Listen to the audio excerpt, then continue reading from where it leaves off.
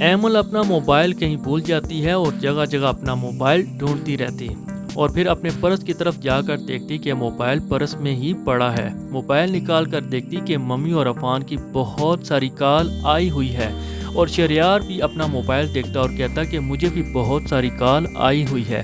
Affan university جانے سے پہلے اسے کچھ یاد آتا ہے تو فوراً سے ایمل بابی کو کال کرتا اور بابی کو کہتا کہ شہریار بھائی جاگے ہیں تو ان سے میری بات کروائیں، اور پھر شہریار کو ساری بات بتاتا کہ رات کو اچانک اینی بابی اور انکل کی طبیعت خراب ہو گئی تھی، تو فری ہو کر تم اپنے سسرال جا کر ان کی طبیعت مزاج کا پوچھ لینا۔ یہ بات سن کر شہریار پریشان ہو جاتا ہے۔ فاخرہ تیار ہو کر اپنے کمرے سے نیچے آتی تو دردانہ اپنی باجی کو آواز دیتی کہ باجی آپ تیار ہو کر کہاں جا رہی ہیں؟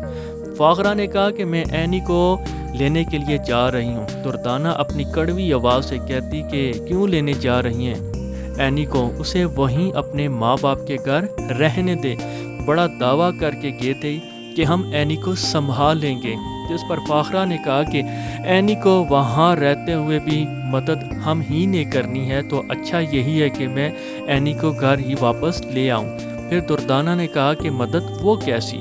فاخرہ نے کہا کہ آدھی رات کو اینی اور شفیق صاحب کی اچانک طبیعت خراب ہو گئی تھی اور عفان کو کال کر کے بلوا لیا۔ یہ بات سن کر دردانہ غصے سے بولی کہ باجی میں آپ کو پہلے ہی سے بتا دوں کہ عفان کو ان لوگوں سے دور رکھیں، بھاگ بھاگ کے جاتا ہے ان کے گھر۔ فاخرہ کہتی ہے کہ تم فکر مت کرو، میں اینی کو اب یہاں لے کر آتی ہوں۔